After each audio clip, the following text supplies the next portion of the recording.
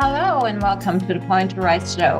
This is your host, Suzanne Prochelle, former international ballerina that found her passion in mindset, business, and technology, and is today the founder of Rise Media. It is my purpose to use all the experiences of my past to create a better, financially sustainable future for the performing arts industry. And that starts with every single one of us. I believe that being you is your superpower. And I am here to guide you, empower you, inspire you, and give you all the resources you need to rise above what you think you're capable of. Every week, I'll bring you 3 shows featuring guests, collaboration, and mini episodes to ensure that you have the support in your journey as a performer. I want you to know that you are not alone. Stop chasing and start creating. Your success starts now, here with you. So let's go. Hello, and welcome back to another episode of the Point to Rise show. I am so thrilled to be here today with Miss Anna Morgan. We connected just as per usual through the magic of the internet, and we had a very quick conversation, and it felt like I was talking to my soul sisters. The words, the thoughts, the beliefs, even the experience through our careers were so much alike, and it was absolutely a no-brainer for us to have this collaboration happening and be here on the podcast together. So let me introduce her. Let me put my glasses on though. So Anna trained at the Deborah Kaplan College and was also heavily influenced by her time training and working in America. She was represented by Pepsicon Entertainment in New York and worked within theater and television. When injury struck, Anna went on to train as a teacher, running her own school and achieving her license and fellowship qualifications with the ISTD and becoming a mutual recognized teacher with the Royal Academy of Dance. In 2015, Anna set up Anna Morgan Dance, which offered unique courses enabling dance teachers to gain their teaching qualifications. Alongside her teacher training business, Anna is on the Ballet Factory of Bird College UK and the Royal Ballet School.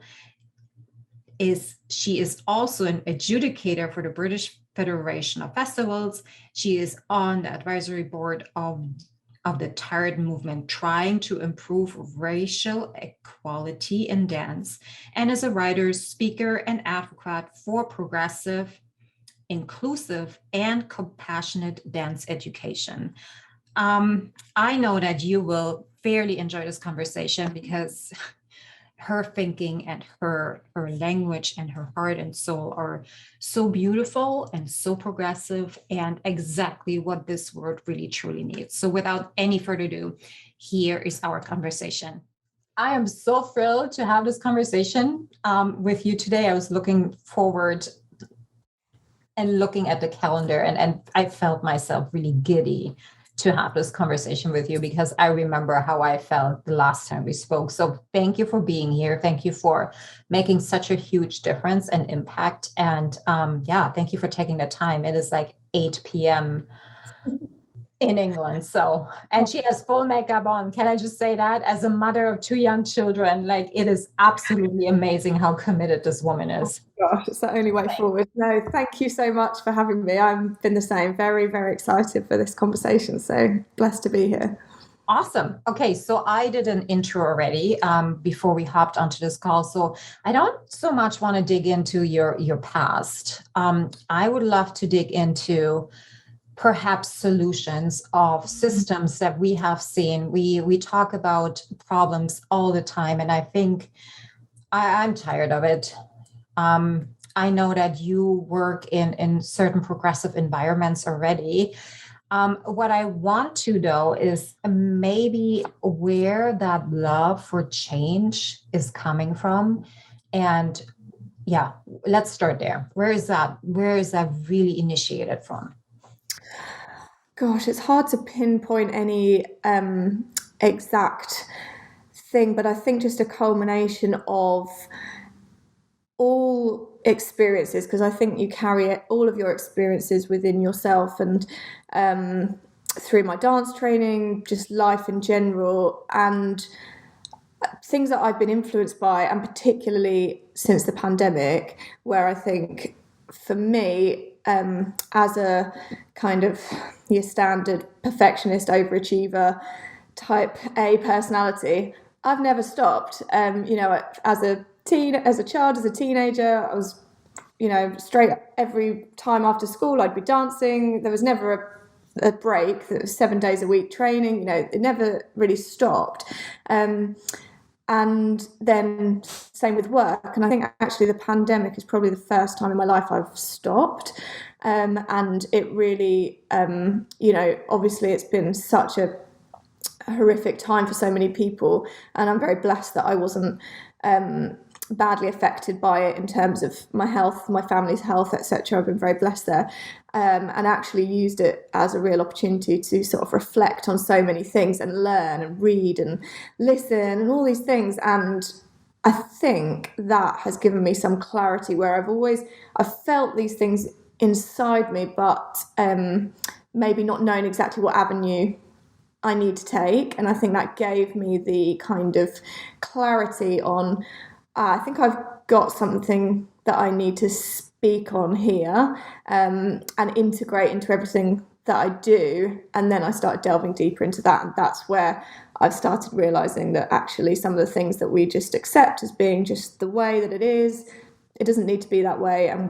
But if we want it to change, then we have to perhaps take us out of that box and show us what life could actually be about, and sit with our feelings and emotions, and versus, doing another class around feeling dissatisfied versus, oh, well, where is this actually coming from and why am I feeling that way?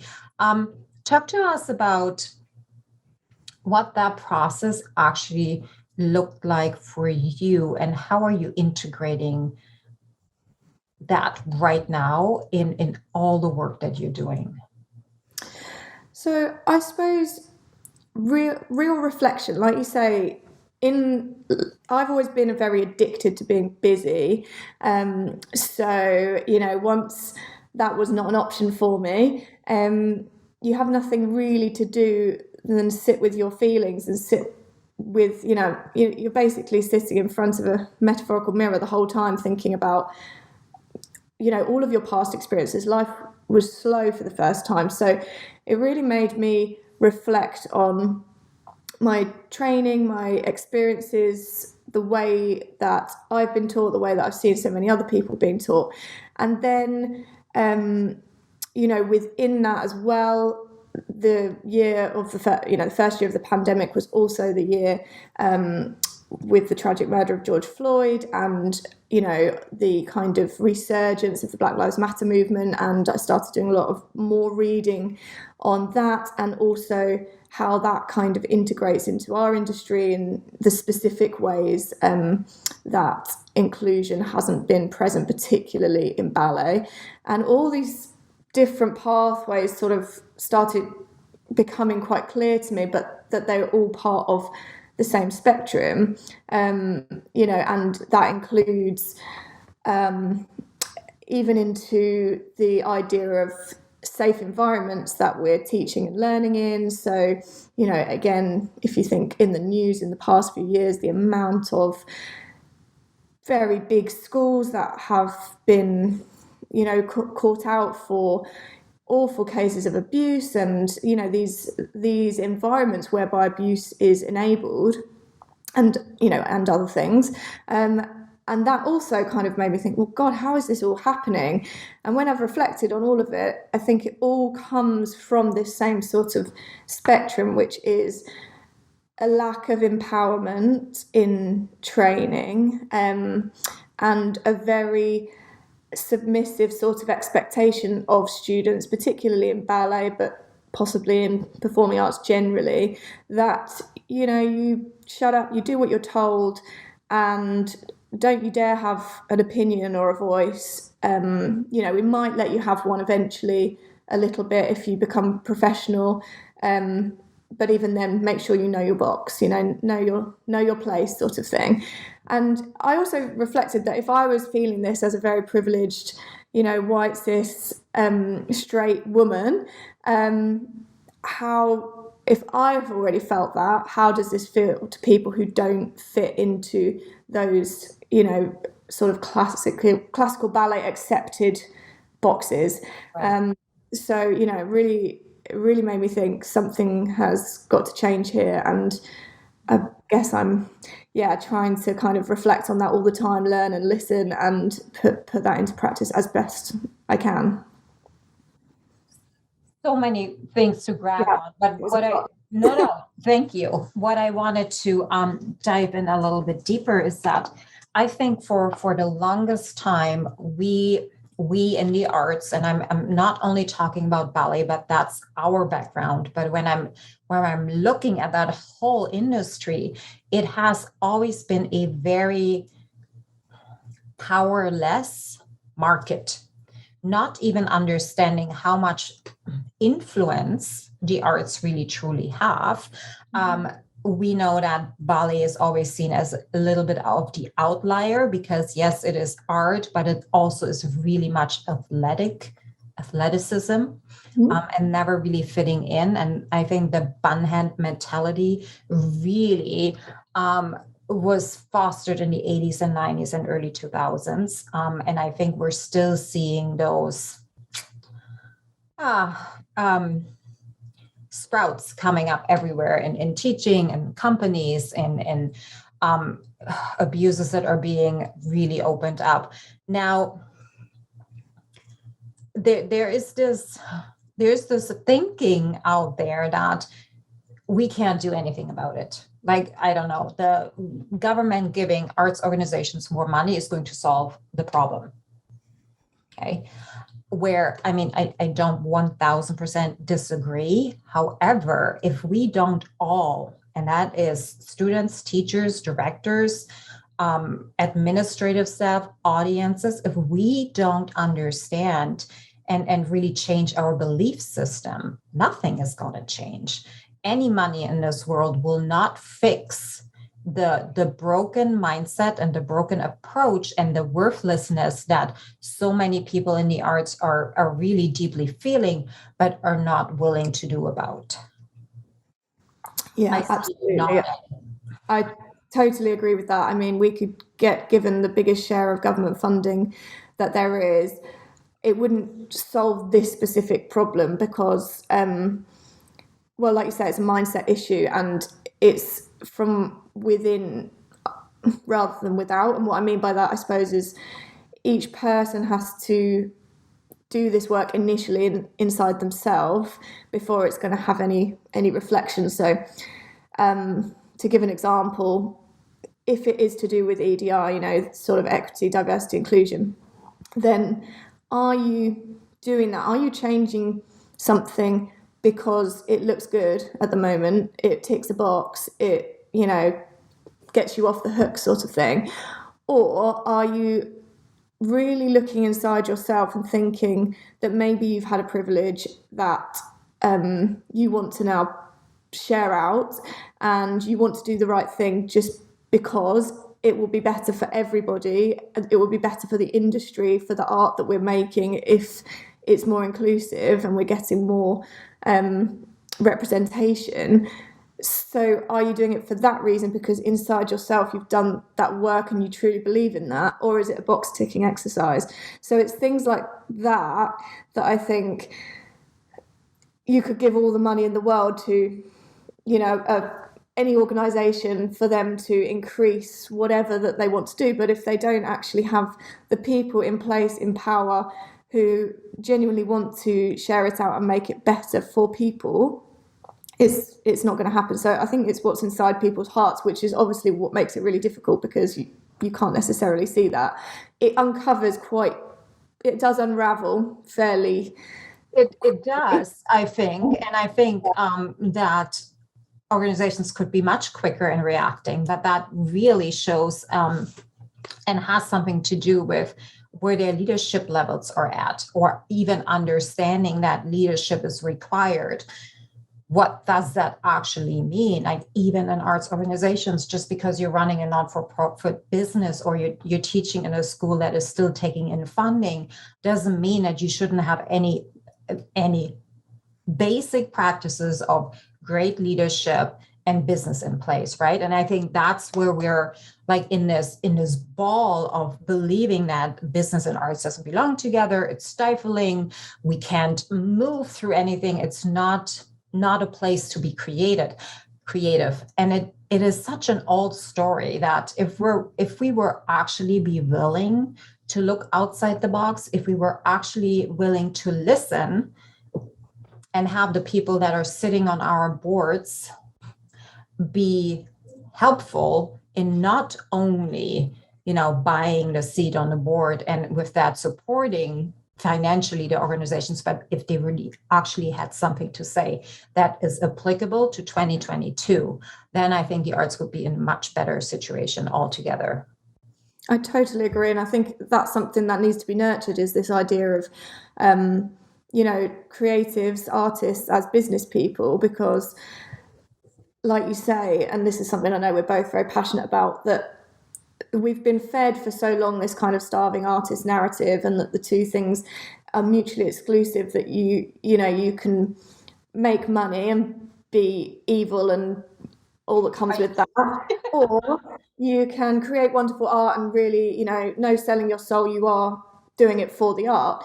And I think that's actually a trap created by the people in power to suppress the people that, are creating all of this. And I think it's so important that people feel empowered, that they are able to make a living, a good living even maybe, out of the arts. And whether that's on an individual basis or an organisational basis, when you sell this sort of story of kind of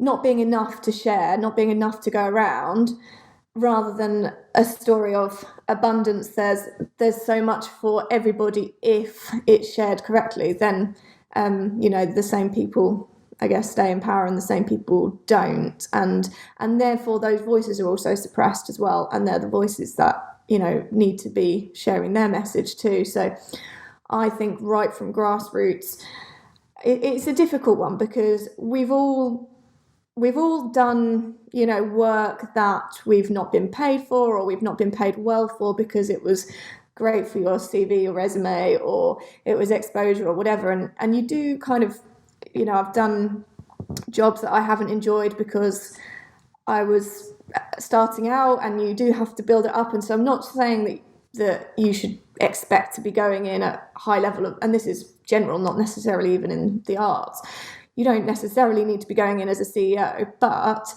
at the same time, should we be really empowering young dancers to know their value and know their worth, and know that they shouldn't be working for free, and that they have to expect certain conditions? I think we should be empowering people that actually from the very beginning, your talent, your hard work is a commodity, which you need to be paid for. Well, yes, like all of this, like 1000%. We never really take into consideration that to be trained as a dancer or even as a performer in any kind of in any kind of avenue of a performing artist, it takes quite an investment personally in order to get there, meaning you have to pay your way through school and to learn that craft, just as a doctor does, just as an architect does, just as everybody else going through schooling is paying for their education. Okay. When we're looking at what dancers particularly are being paid as a entry salary, and let's not even go at that there's no progression if you're not advancing in your title, regardless of how many years you're in the company. That is compatible with somebody that works at McDonald's. Mm-hmm. And you can get off of the street by working at McDonald's. You don't need an education. So when you look at the structure of even arts organizations on who gets the most and who gets the least, the people that are producing the product, that are running that are really truly running and creating the company, are the ones that are the least paid. Yeah. And that is not okay.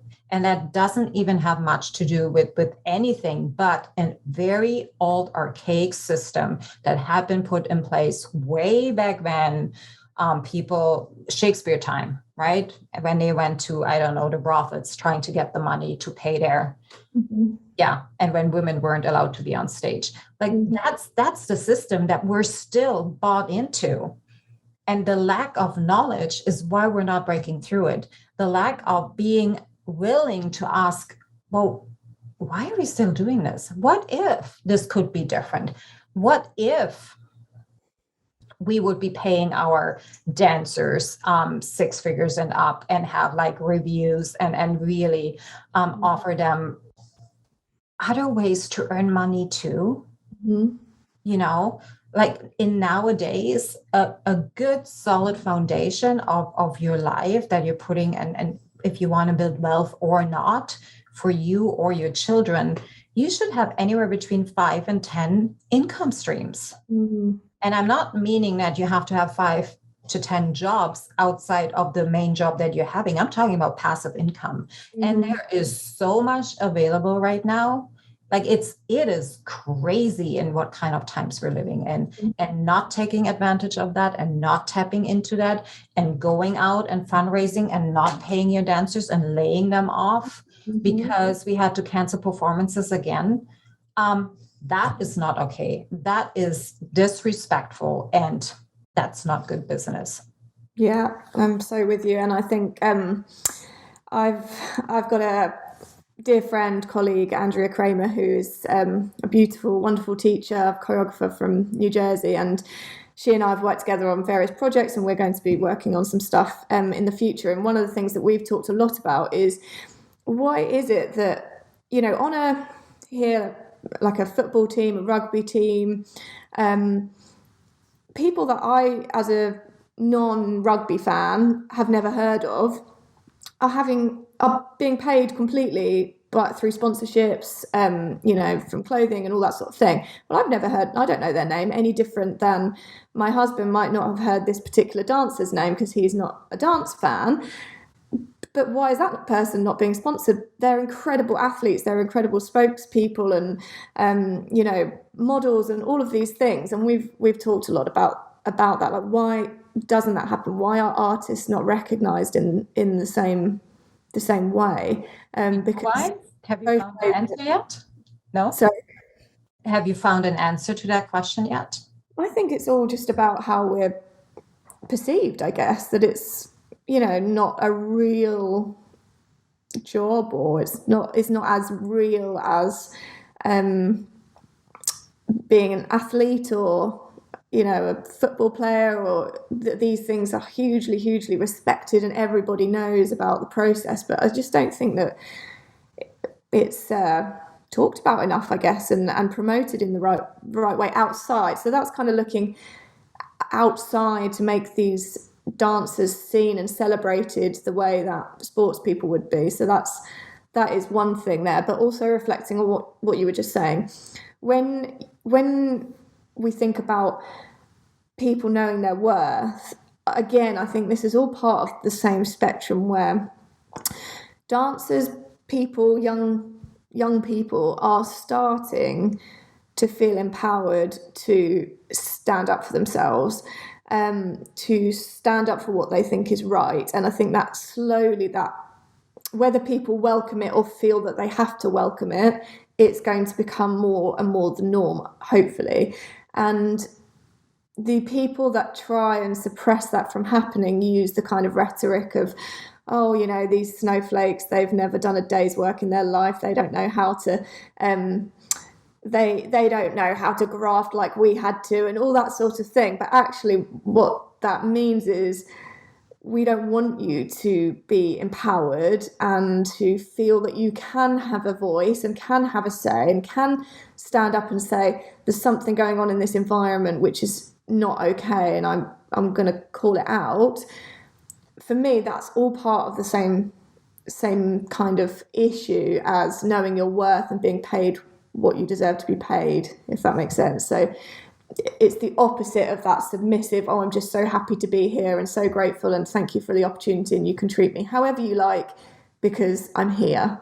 Is the opposite of that. It's like, no, I'm here, I'm a professional, or even as a student, I'm committed to this, and therefore I also deserve respect within my training or my work.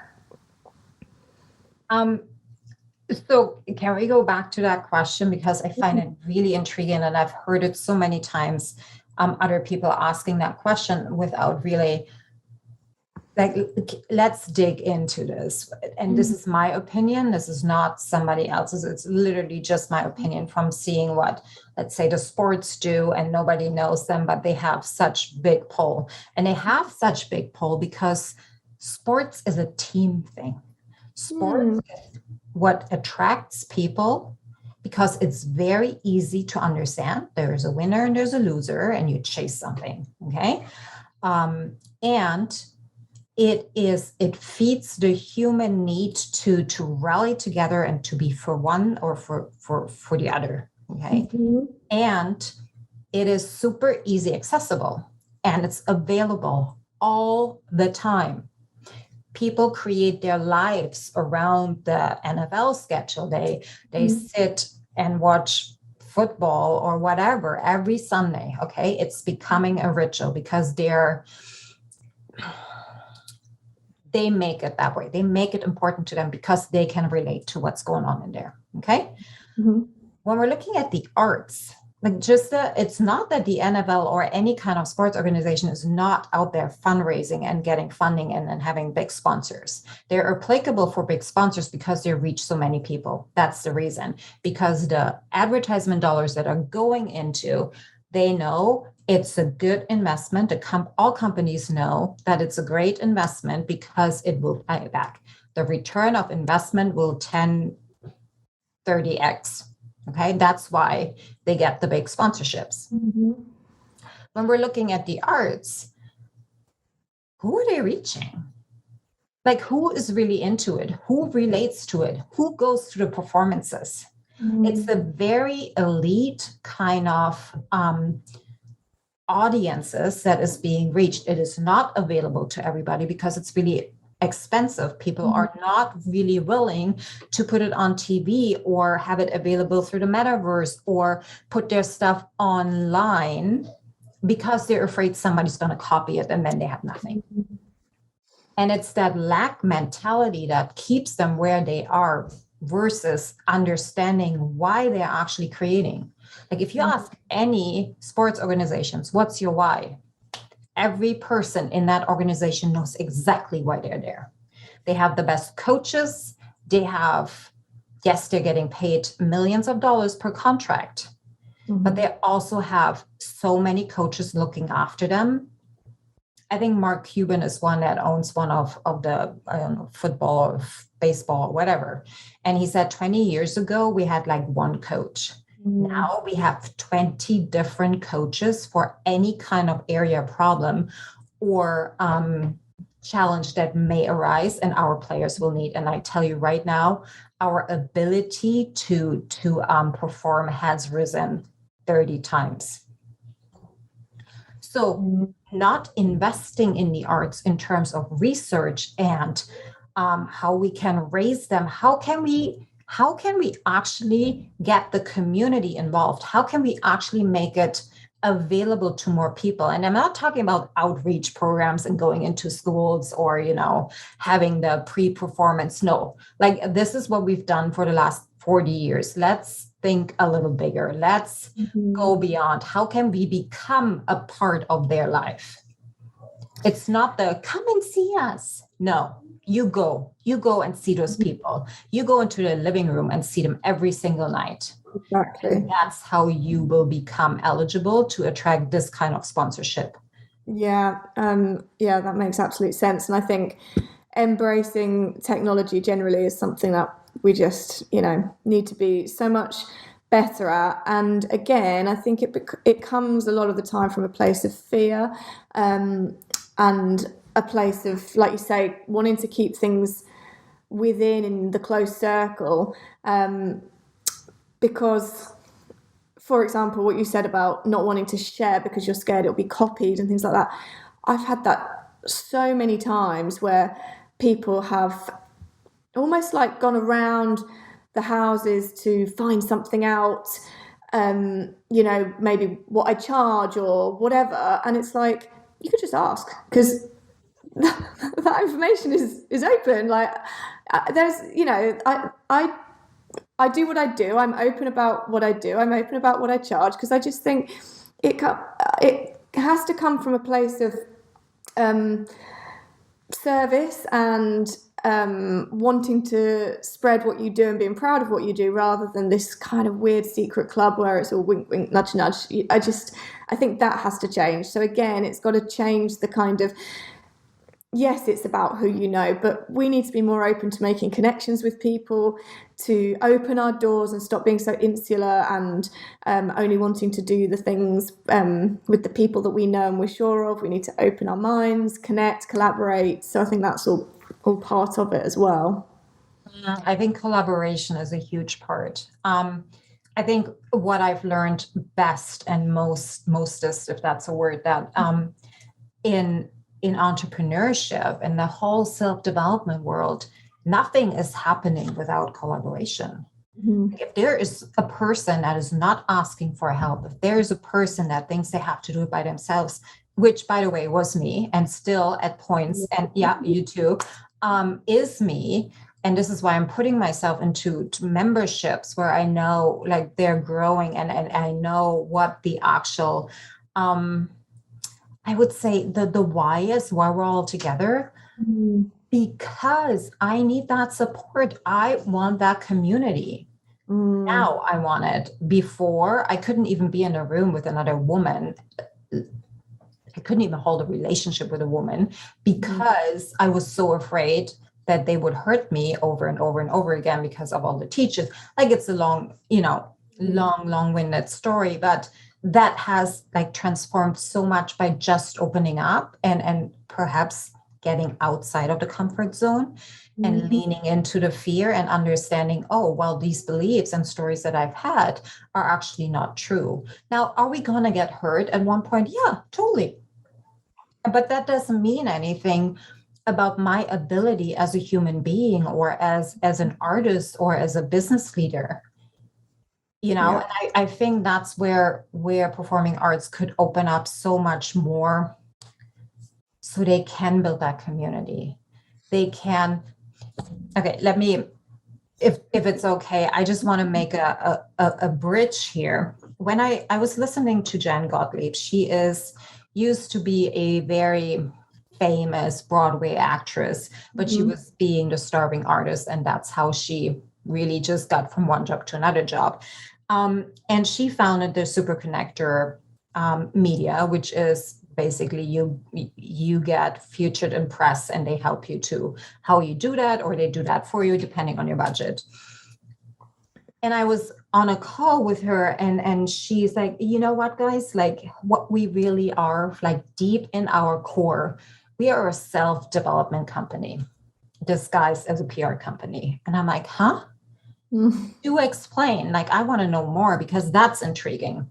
Like, the reason why I started this was because I wanted to be surrounded with people that are like, I'm crazy about self-development. I want to know more about me and how the world works and how our brain functions and how I can get the best out of me and others. How can I empower other people to show up as their very best in front of the camera, in the press? How can they change lives?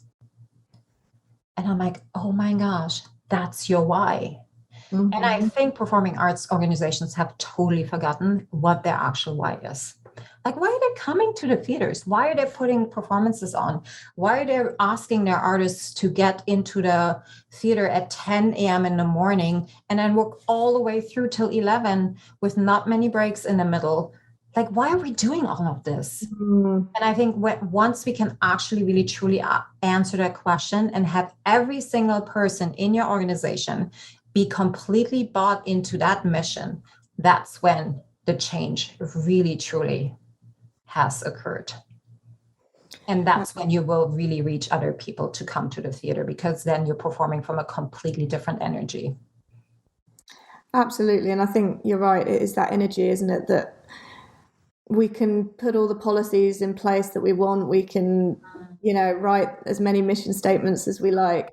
But it's the energy that you turn up and the intention that you turn up with that eventually comes through. And I've definitely learned that in myself, and I've found my work to be so much more satisfying and enjoyable, and I've felt so much more comfortable in my own space and my own progress since I've kind of known why I'm showing up. I've always had this feeling of like, oh gosh, at some point I'm going to have to change and do something else because I'm not having enough impact. Like I know that I want to have an impact and develop and help people and make things better, but I'm just teaching a plie, so how's that happen? And then I guess in the last few years I've had that development of my intention, my energy, that actually there's so much more to it than that if we hold our positions of responsibility with that right mindset, if we teach from that place, if we run companies from that place, or whatever it happens to be, which is a place of service and collaboration, not fear. And really, again, to keep going to the same thing, that starts from within, because to think of what you were saying about not being able to even be in a conversation with women, have a relationship, to have a friendship or to work with women, it's like you've had to do that work from within to think, well, why is that? And when you go in and you delve into all of those things, you realize that so many things that you, like you said, stories that you've told yourself, because essentially our personality is just stories that we've created from our experiences or whatever. When we actually look at those and really delve into what's our personality and what is our coping mechanism. So, I've, for example, always thought, well, I'm a perfectionist. That's just what I am. I'm a perfectionist control freak. It's just who I am. And it's like, no, that's not who I am. But that is something that I've learned to do because it felt better when you're in positions, as we all are as dancers, where it's never enough and you're constantly being compared, you're constantly comparing yourself, and you're never quite where you want to be. That my coping mechanism was always, okay, I'll get better, I'll push harder, I'll get the next thing. And then that's come out in every area of my life, including in motherhood, and probably, which, puts a mirror up to absolutely everything, doesn't it? And then in that space, it's like, oh, okay, I realise that this is actually a little bit more complex than just that's my personality.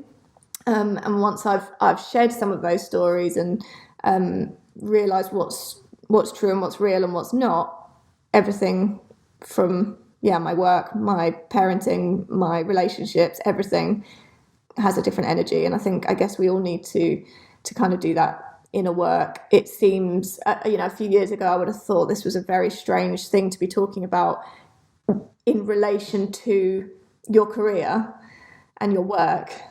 But it's completely intertwined. If you want to progress and you want to show up and be intentional about what you're doing and serve a purpose and serve your purpose, you've got to do the internal questioning first, I think.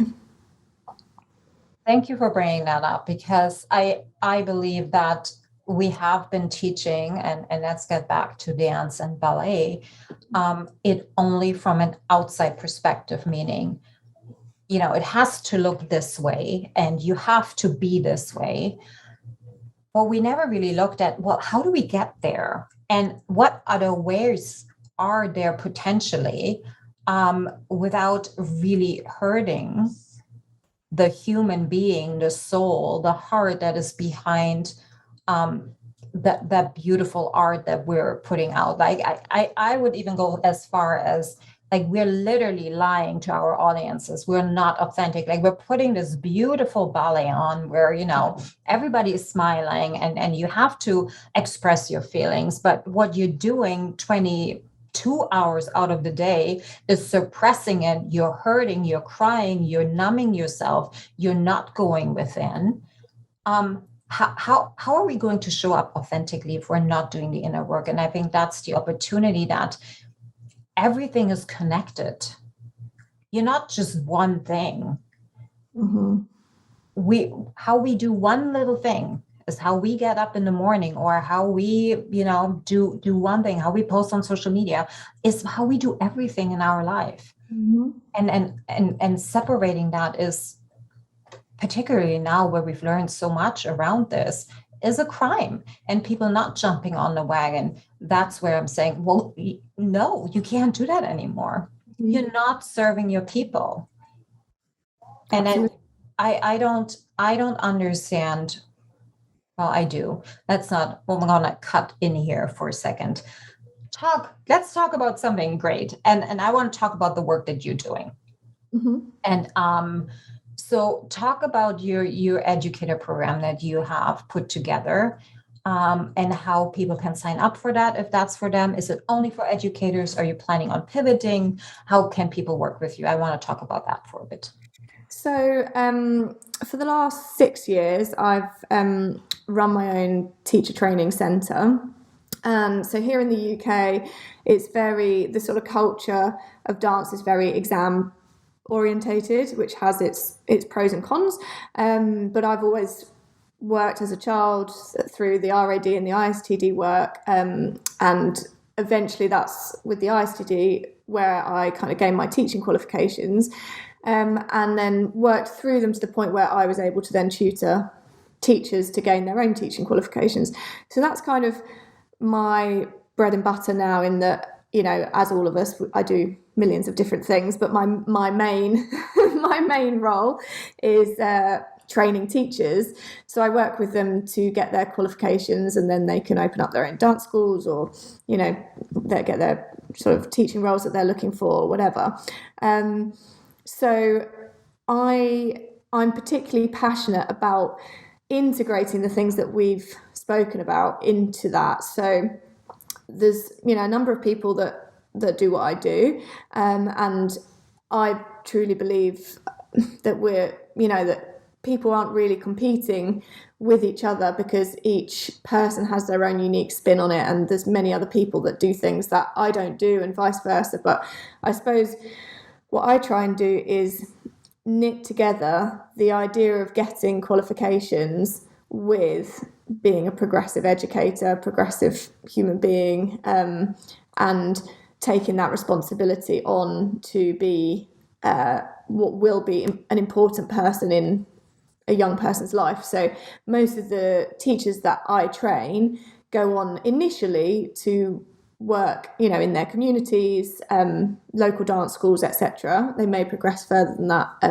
to other, to vocational work if they want to, but initially that's where they're at. So they're really at grassroots, which in many ways is where you have, I think, the most impact potentially on a young dancer's life, on their self-worth and their vision of themselves and all that sort of thing. And so I guess the two things that I really try and do is train teachers to see their students as whole people and begin the cycle of this positive teaching experience. And then secondly, I try and really push it into, the current times, in that we embrace technology. The pandemic has allowed us to do a lot of things on Zoom, so I'm now able to accept students from all over the world. So I tutor people individually and in groups via Zoom, and then sometime, so they can fly after a year of training, they fly and we do an intensive, and then they take their exams and things like that. So I sort of pivoted in the pandemic to make sure that, we could still continue. And actually it was interesting because previous to that, there'd obviously been quite a snobbery about the idea that you can't train dance on other than in the studio. Now we know that it's not the same as being in the studio, of course, but there is an awful lot you can achieve, and now people have sort of subscribed to that idea because everyone in the world was forced to do it at once. So actually that's been, a great opportunity for me to pivot and kind of create this whole kind of accessible platform. So I have a website, everything's got video tutorials, it's all kind of a seamless platform for people to learn, but also the individual sort of human side of it, that I work with them individually and then we come together in person, etc. as well. So it's something I absolutely love and I'm super passionate about, and feel like I've kind of found my place and my calling to in the world, I suppose. Oh, I love that. Yeah, no, be louder about that, because I think we, and may I just say snobbery, I love that word, and it beautifully describes what, particularly in the beginning of the pandemic, oh, we cannot put anything on Zoom because it doesn't surprise the art or the teaching, or it's not possible. I remember these conversations very vividly, and well, you still don't have a different choice unless you want to completely shut yourself off of the world. I mean, I don't know about you, but here in Canada or in British Columbia per se, we're still not allowed to open theaters to 100% capacity, meaning nobody's playing at 50% capacity. So how are you going to serve your audience, right? And thinking outside the box, I just love that. If we're not the involvement that you're taking, that you're completely leaning in and you're asking different questions, and that's how we evolve, right? If we don't evolve, we're dying, really, truly. And I think that's what the arts have been a little bit under that umbrella. We're just going to keep doing the same thing, and it hasn't been working so far. It's going to work for another, I don't know, 10, 20 years, who knows? Okay, so let's think like 5 years ahead. Let's play a little bit of brilliant idea time. Where do you want to be in 5 years? Like, what's the vision? Oh gosh, I go back and forth all the time. I won't hold you accountable, darling. Don't worry.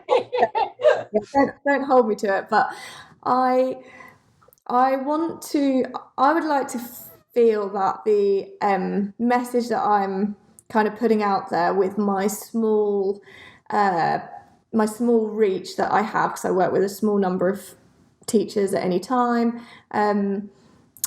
I'd like to think that I could expand that so that my reach is a lot wider, because I think that this message of progressive teaching and inclusive teaching, etc., needs to be wider than that. And the thing when I say about being inclusive as well, it's that I think that there's been a stigma around in our, especially in ballet, but again in all performing arts, you can be excellent, so we can train you can be excellent, or we can be nice to you, but we can't do both. And I have this kind of, I have this belief that, and it's not just my belief, obviously it's backed by evidence about how people learn and how people excel, that compassion plus the pursuit of excellence is possible. So I want to spread that message, that this isn't some wishy-washy, like it's all about telling everyone they're wonderful and that's it. We're talking about, well, all levels of training, but including elite training, but with this message that we're looking at our students as whole people, their mental health is considered, inclusivity, compassion, etc. So I'm just starting in the last few years with kind of putting that out there, and my sort of 2022 goal for myself is to step out much more and speak out much more about that, and kind of put myself out there more with it, because again, naturally I'd prefer to sit in the background and let these things happen and not have to be the person, but you just can't do that if you're wanting to make changes. So I'm committed this year to pushing myself out of my comfort zone. So I suppose in 5 years, I would love to still be teaching and creating, but I would love to think that I've got an even sort of a bigger platform where educators can come and they can take courses and they can learn and we can collaborate and meet people and be some sort of, super hub for progressive teaching. But it's all in here. I've got to, get both of my children to school and all of that as well. So we'll see where it ends up on my to-do list. No, I'm not sorry. I know that it is hard to speak about a vision. And here's what I learned. The more and more we speak about our visions, the more we're speaking into an existence. The clearer it will become, the more confidence we find behind that what we believe in is actually believable in. So I challenge you, talk about this all the time, make it even clearer, make it louder. This is how people are going to know about this. And I think it's a beautiful vision, and you should keep it and you should blow it up and you lean into it. And every time you feel like lying under the table and crying because you don't think you can do it, you can text me. But I'm really serious about that, because that's the only way we're going to change this industry, or let's say make it a better place so that our children confidently can step into that without us, holding back on it or saying, hey, not with this or not there, but being able to be freely about this. Okay.